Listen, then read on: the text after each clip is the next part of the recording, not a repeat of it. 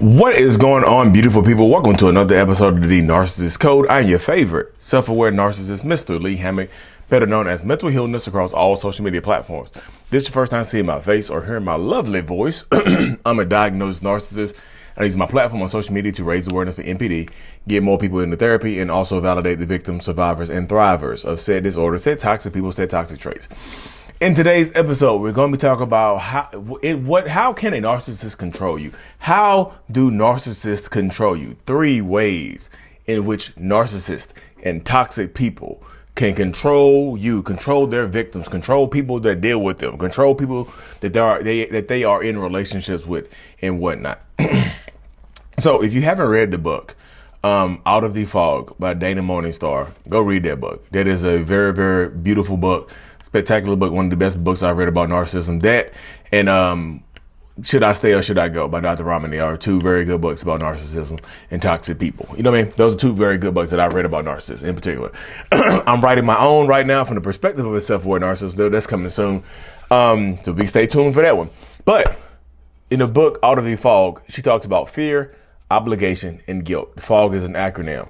Fear, obligation, and guilt. Those are 3 different ways that narcissistic people control you. And I'm going to break down each different way right here in today's video from the perspective of a diagnosed narcissist. So the first one, the F, fear. Fear. Oh my goodness. Narcissistic people control you through fear. That is one of the main ways that they keep control of you. They make it so you're fearful to leave. They make it for you because they think you get this fear in you. They put this fear in you that nobody else is going to want you. They put this fear in you that you're going to be alone for the rest of your life. They put this fear in you that there will be some type of retaliation for leaving them. They put this fear on you that they will keep the kids from you, that they're going to get full custody of the kids. They put this fear in you that they're going to have you in court every single day for the rest of your life. They put this fear in you that everybody else is going to turn on you, that you're going to be alone, no friends, no family, no nothing. That's one way that they control you. They instill this fear. And a lot of times, y'all, it's not just overt fear. A lot of times it's this covert, passive aggressive, just punk, weird-ish. You know what I mean? It's just like they say little stuff. They get you, they plant the seeds of fear, and then you water them with your mind. You water them with your mind. They plant the seeds of fear. Sometimes, yeah, will some of them outright tell you that will some of them outright just come out and tell you that just, hey, look, this is what's going on, blah, blah, blah, boo, boo, boo, bee, bee, bee. You know, will some of them do that? Yeah, absolutely. Some of them will absolutely tell you that you've done wrong. They tell you that they're going to leave you or they're going to break up with you or whatever. Some of them will absolutely do that.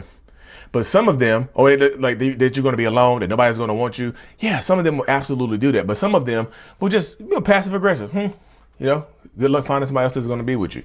You know that nobody else is going to want you, right? I mean, you think anybody else would want to put up with that?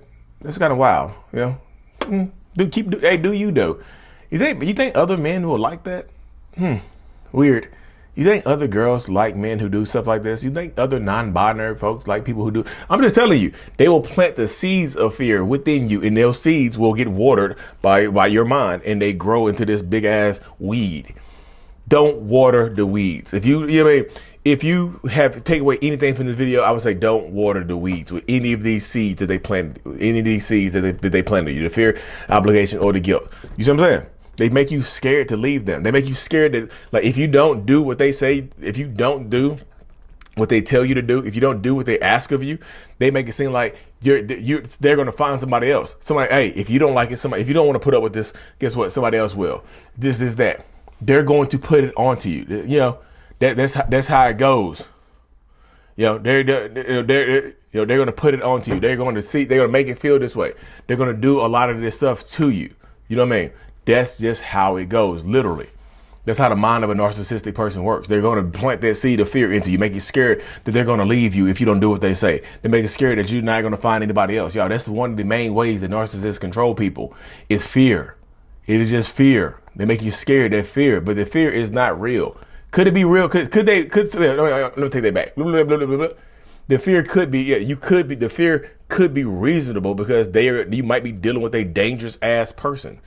If you think about it like that, you very well might be dealing with a dangerous ass person. And yes, that fear can absolutely 100% be real. They can scare the hell, they can scare the hell out of you. They might be stalking you. They might become obsessive. So sometimes that fear is real. So take the necessary steps to alleviate that. Protect yourself, protect your peace, and things like that. You know what I mean? You have to.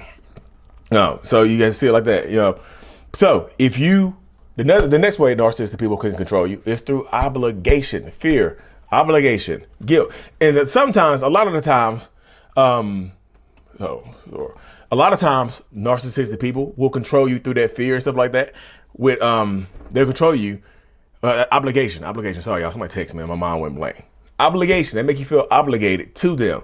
A lot of times it's through religion. A lot of times it's marriage. A lot of times it's to keep the family together. You feel like you're obligated to do this because of societal roles. Sometimes, if you're a man, a cisgender, whatever type of man you want to be, whatever type of man you are. Sometimes you feel like you're obligated to be in the role of a man. You see what I'm saying? Sometimes you feel like you're obligated to do this, to take care of the family. Sometimes you feel like you're obligated, and if you don't do it, guess what? You can't leave because you're obligated to stay for the kids. You can't leave because you're obligated because you're married. You can't leave because you're obligated. You can't find a job. You can't get a job because you're obligated to stay home because you're a woman. If you listen on the podcast, I did the air quotes. You see what I'm saying? They control you through obligation. A lot of times the obligation is derived from religious manipulation, y'all. A lot of times that's how it goes. It is derived through and from a religious manipulation.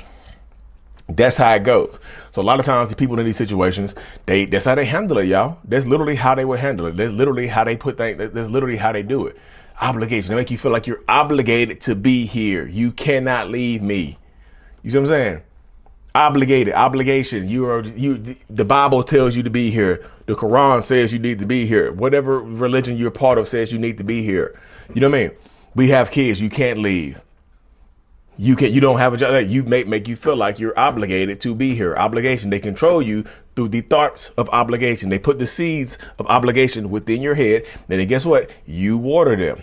Don't water the weeds. These are weed seeds, not the green stuff that makes you high. These are weed seeds. And another way that they control you, FOG, guilt.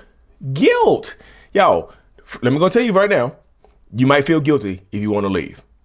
You might feel guilty if you want to push back. You might feel guilty if you want to set boundaries. Like, go back to the obligation. They might make you feel like you're obligated to sleep with them.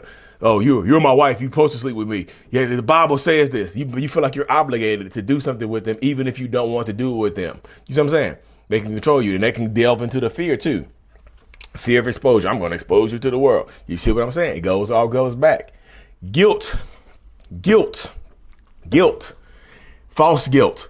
They will make you feel guilty for setting boundaries. They will make you feel guilty for choosing yourself. They will make you feel guilty for wanting to do things for yourself that might not be in the ordinary. They will make you feel guilty, y'all. So you have to be the one to choose yourself.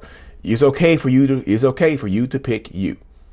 I think a lot of people don't realize that it's okay for you to choose you. They will make you feel bad about picking you. They will make you feel bad about choosing you. But it is okay for you to choose you. You know what I mean? People, I feel guilty about leaving. I feel guilty. They finally went to therapy after 15 years of me begging and pleading, and now I finally leave. They finally went to therapy. I feel guilty about leaving now. That is false guilt. You gave them 15 years of chances. I feel guilty about breaking the family up. You didn't break the family up. Their behaviors broke the family up.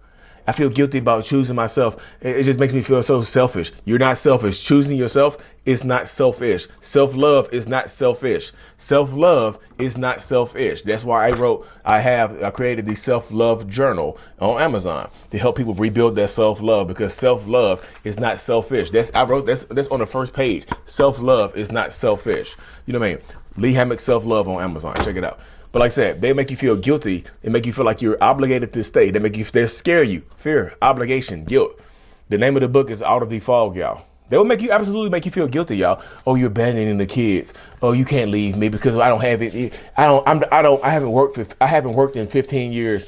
You're going to leave me with nothing. I'm going to be homeless. Make you feel guilty about putting them on the streets, even though they're a grown ass individual who has chosen not to work, who has chosen to be bummy. This is people who have the choice, y'all. This is not me saying homeless people who are actually actively looking. This is not those type of people. These are people who you're married to that quit their job out of spite or anger or something like that and refuse to find another one because they feel like you can take care of them. Do not feel guilty. That guilt is false guilt. They're taking their own inner guilt and projecting it onto you, and then making it feel like it's your guilt. It is not your guilt. It just isn't. So you have to empower yourself to be true. You know what I mean? You have to.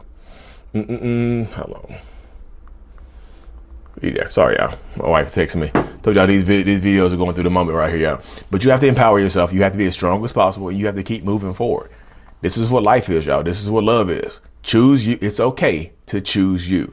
You know what I mean? It absolutely is. Fear, obligation, guilt. Again, if you're on Amazon, go look on Amazon. That's why I found it at. Out of the Fog by Dana Morningstar. Beautiful book. Should I Stay or Should I Go by Dr. Ramani. And then, like I said, if you want to work on that self-love, check out my self-love journal on Amazon. I Love Me, a self-love journal by Lee Hammock. That is on Amazon, y'all. So empower yourself. Stay as strong as you can. Do what you need to do, y'all. And just realize, don't let them control you. These are 3 ways that they can control you. All of us in here. Be safe. Be as strong as you possibly can. Like and subscribe for more. And as always, mental illness is out. Peace.